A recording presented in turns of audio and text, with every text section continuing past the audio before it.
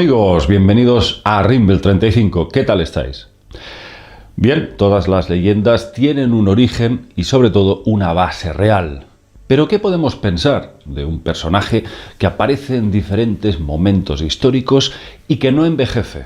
Lo sabe todo y se convierte en consejero de reyes y aristócratas, con varios testigos que aseguran que aún hoy sigue despertando conciencias y arrojando sabiduría. Sí, amigos, hoy hablaremos del mítico conde de Saint-Germain, un personaje pintoresco, histriónico y versátil, del que nadie sabe con certeza ni siquiera su fecha exacta de nacimiento ni la de su fallecimiento.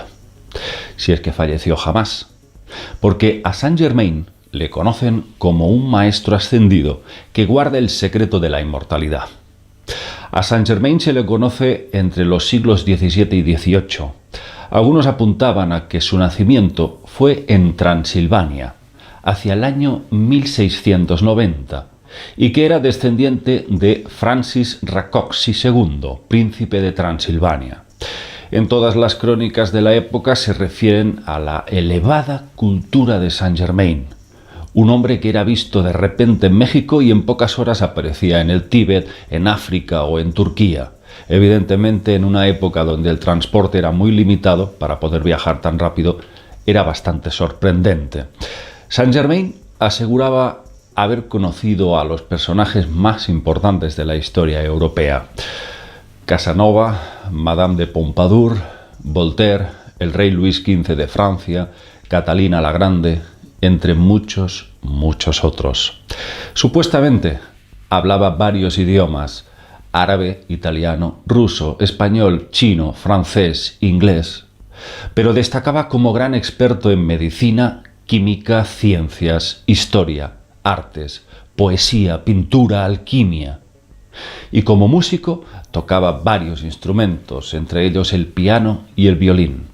Estos conocimientos llevarían a una persona normal a vivir 3 o 4 vidas para poder acumular tantos conocimientos y especialidades. Sin embargo, Saint-Germain aparentaba tener siempre la misma edad: 45 años, máximo 50. No más, no envejecía más que eso. La primera referencia que encontramos sobre su inmortalidad apareció en París en 1760. Una anciana condesa se enteró de que un tal Saint-Germain se acababa de alojar en la mansión de Madame de Pompadour. La anciana, sorprendida, se acercó a ver de cerca al conde, puesto que ella le había conocido en Venecia en el año 1710, es decir, habían pasado 50 años. La anciana se acercó a Saint-Germain y le dijo: «Oiga, señor, usted debe de ser el hijo del conde Saint-Germain».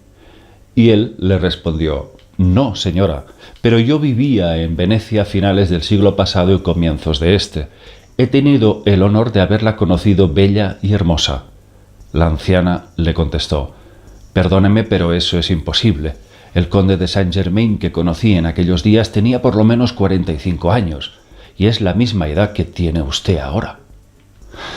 Hay quien puede pensar: bueno, la señora debió confundirse. Pero es que Saint-Germain le dio detalles específicos de su encuentro anterior con ella hace 50 años atrás. Sin duda, era el mismo hombre. El reconocido filósofo Voltaire dijo de Saint-Germain que es un hombre que nunca muere y que lo sabe todo. Nadie sabe de dónde sacaba los medios para vivir holgadamente, pero se le conocía por sus trabajos en joyería, orfebrería, obras de arte, pintura, música. Aparte de que Saint-Germain hablaba 15 idiomas, también era conocido por sus curaciones milagrosas. En una ocasión, Saint-Germain fue a Viena y se hizo amigo del mariscal francés de Belle-Isle. Llegó a curarle de numerosas enfermedades y dolencias. Este, en agradecimiento, le ofreció todas las facilidades económicas y le invitó a París, donde le dispuso un amplio laboratorio donde podía realizar sus obras alquímicas. En otra ocasión, una amiga de Madame Pompadour se estaba muriendo víctima de un envenenamiento causado por setas. Saint-Germain la revivió milagrosamente. Pero ¿cuál era el secreto de este personaje enigmático? Él mismo decía que poseía un elixir que lo hacía inmortal y que lo curaba todo. Entre sus declaraciones más arriesgadas llegó a decir que había conocido al mismísimo Jesús de Nazaret. Oficialmente, la muerte de Saint-Germain se registra el 27 de febrero de 1784, pero en 1821 la condesa d'Adhemar dejó escrito lo siguiente. Dijo: «He visto a Saint-Germain de nuevo, lo vi cuando la reina Antonieta fue asesinada, al día siguiente de la muerte del duque de Enghien, en enero de 1815, y lo volví a ver en la víspera del asesinato del duque de Berry. Parece ser que la última vez que lo vio fue en 1820, y siempre parecía ser un hombre de no más de 40 años, según este testigo». El mismísimo Casanova, el mítico seductor, llegó a conocer a Saint-Germain, con quien tuvo un desaire cuando el conde transformó ante sus ojos una moneda de plata en oro puro. Casanova no le creyó y lo acusó de haber dado el cambiazo. Y Saint-Germain le respondió: «El que duda de mis conocimientos no merece hablar conmigo», y le echó de su casa. También tuvo encontronazos con el duque de Choiseul, quien le acusó de velar por sus propios intereses en vez de hacerlo por los de la corona francesa. A lo largo y ancho de la historia, Saint-Germain se cambió de nombre varias veces. En Rusia se hizo llamar el general Weldon. En Nuremberg fue conocido como príncipe Rákóczi. En un momento dado de su aventura, en 1779, Saint-Germain va a parar a Eckernförde, en Prusia, en el estado de Schleswig. El príncipe Carlos de Hesse-Kassel le da cobijo en su palacio y le cede su laboratorio alquímico, hasta que el 27 de febrero de 1784 supuestamente Saint-Germain fallece, oficialmente, en el palacio de este príncipe. Supuestamente este quema todos sus papeles y ahí dice que su cuerpo fue sepultado bajo un epitafio que reza lo siguiente: «Aquel que se hizo llamar conde Saint-Germain y Weldon, y sobre el que no existen otras informaciones, ha sido enterrado en esta iglesia». Por supuesto que todos los grandes maestros espirituales, ocultistas y teósofos están convencidos de que Saint-Germain era un maestro ascendido que aún hoy vive en el Tíbet.